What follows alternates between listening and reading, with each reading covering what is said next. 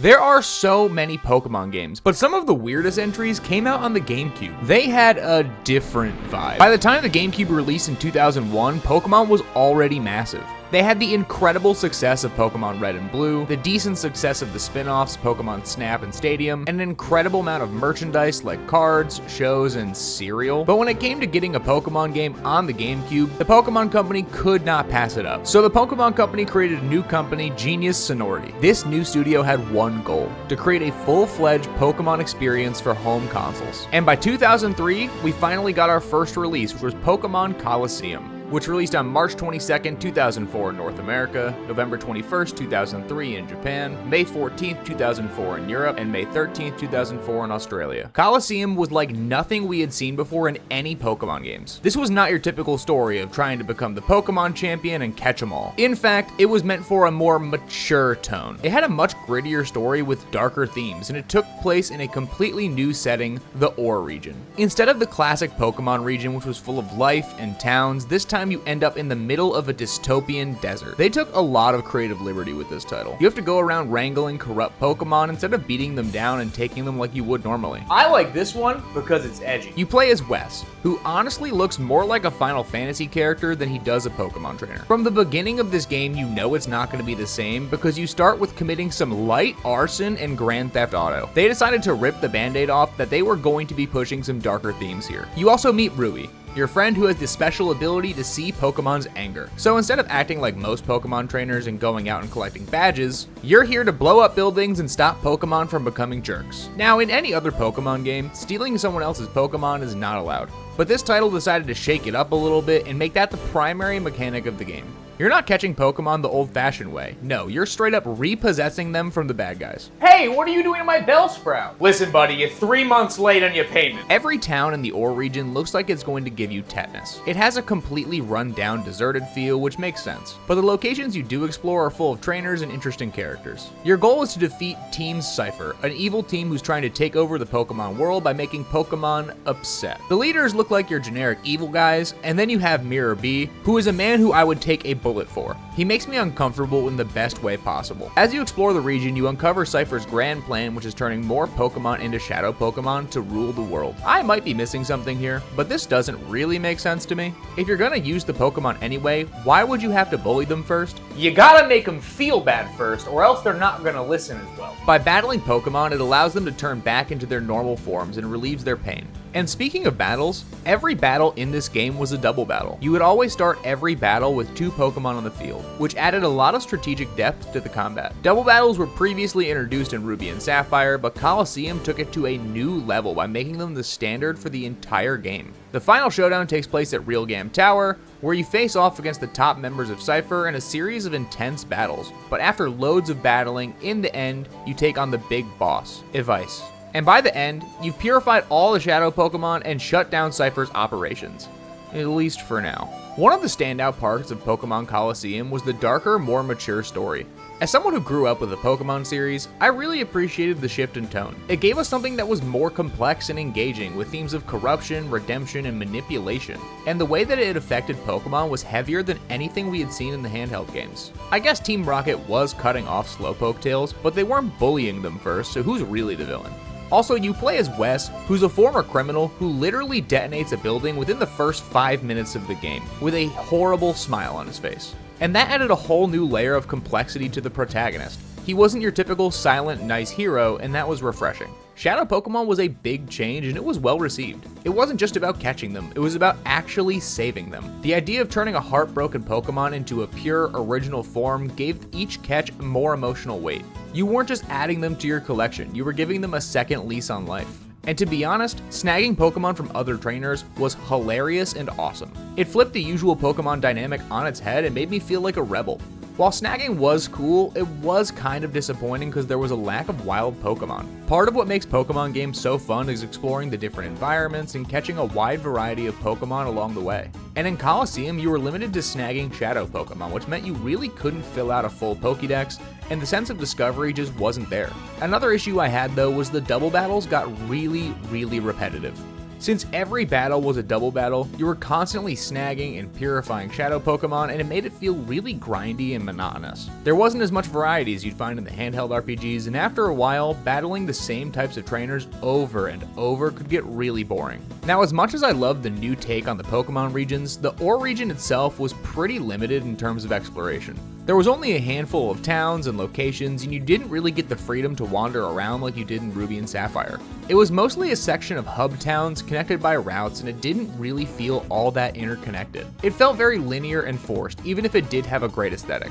Colosseum came out in 2003, so I'm not really gonna trash its graphics all that much, and for being the first home console Pokemon experience, it doesn't look bad, but a lot of it has not aged all that well. The models for the Pokemon look really good, and Pokemon's movements during battles is pretty dynamic. But when you're traveling the overworld, the textures just look flat, and it doesn't feel like it was as polished as a lot of the other GameCube games. It definitely doesn't look as good as Super Mario Sunshine. But overall, the game was really fun. This was a wild change from the standard Pokemon formula. Snagging other people's Pokemon was unheard of except for villain organizations. But the fact that they turned that into the main mechanic of this game is awesome.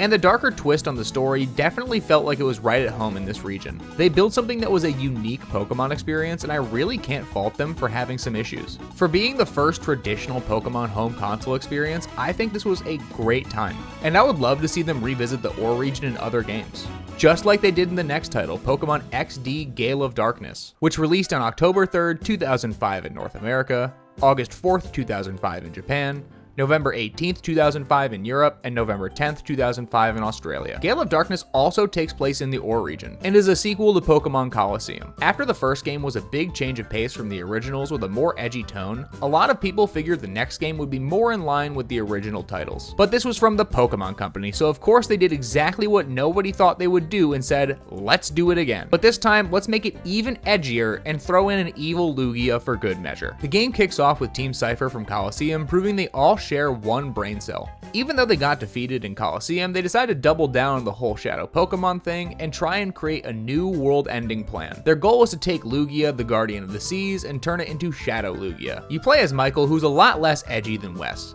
He was just living his best life, and then bam, it's up to this 10-year-old with seemingly no parental supervision to fix everything. You get your very own snag machine, and just like last time, your job is to steal, repossess, Shadow Pokemon from the bad guys. You're back in the Ore region, and it's still the most desolate, post-apocalyptic wasteland in the Pokemon universe. To show that time had passed, they added more buildings, but they all look like they're oozing radiation. Team Cipher didn't just stop at a few Pokemon. There are a bunch of new Shadow Pokemon this time. They went all out and added Ursaring, Salamence, and Spheal. Look, just because it's dark and moody doesn't mean it can't be cute. They brought back a lot of the purifying elements from Colosseum, but this time, instead of just walking around and hoping your Pokemon becomes less evil, you can use the Purification Chamber, where you instantly fix your Pokemon's emotional problems, and it's pretty much like therapy, but for creatures trapped in digital pods. I need to get myself one of those.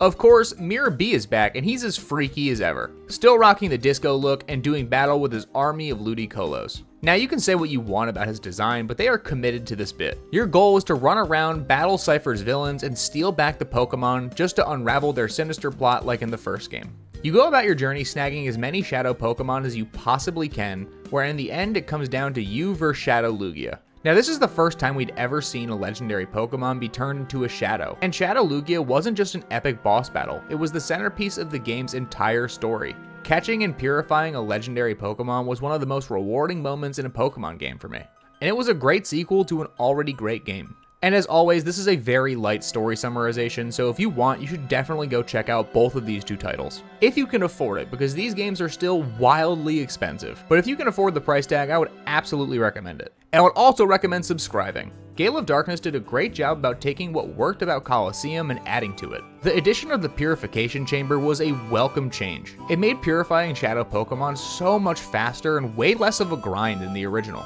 Instead of battling with them over and over to unlock their hearts, you could just place them in a chamber with other purified Pokemon and let the process happen passively, and it took a load off of the grinding, which was a huge problem in the original. It was a big quality of life improvement that made the game way more enjoyable overall. Gale of Darkness was just as fun as Colosseum to me. One of the best aspects of these games was their cast of awesome characters. They all have incredible designs that really stand out even to this day. Mirror B deserves his own Hall of Fame recognition just for the amount of Ludicolo he has. But a lot of the issues with Colosseum are still here. Snagging was an awesome mechanic, but it still missed any wild Pokemon. This made the game feel really repetitive after a while. A lot of the charm from Pokemon games comes from exploring the region and finding the Pokemon that it has. But this region has no Pokemon to find. This game did get a graphical upgrade and it looks more in line with other GameCube titles that released around the same time. But another issue with this game and Colosseum is that both of these games lack any amount of post-game content. Besides purifying Shadow Pokemon, there really isn't anything to do when you're done.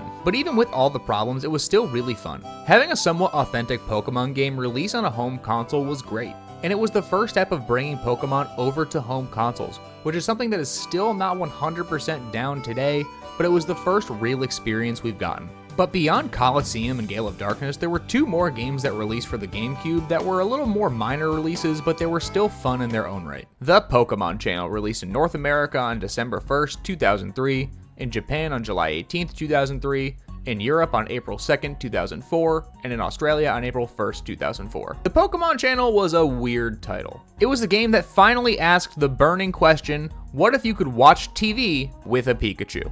And if you've ever thought, I love Pokemon, but I would rather just stare at them than battle, then this was a great game for you. In the Pokemon Channel, the gameplay is exactly what it sounds like. You watch TV with Pikachu. There's a decent variety of channels to tune into, like Shop and Squirtle Shopping Network, where you get Squirtle to hype up random merch you can buy for your house, and the Squirtle even wears the Squirtle Squad glasses, which is a nice touch. There's Pichu Bros and Party Panic, which is an actual animated show for you to sit down and watch, and so much more. But it's not just about passively watching TV, you've also got Pikachu there to keep you company. Pikachu will react to what's on screen. He'll get excited, sad, or confused depending on what you're watching. So you're basically having a watch party, but with your co-host Pikachu that can't actually talk. Sometimes the game will ask you to fill out surveys about your favorite shows, which gives me the feeling I was in a focus group, but the data's going straight to Professor Oak, because apparently the Pokemon world really cares about your thoughts on Slowpoke's weather report. You can spend your hard-earned Poke coupons on various items to decorate your home, or to collect cool Pokemon-themed memorabilia.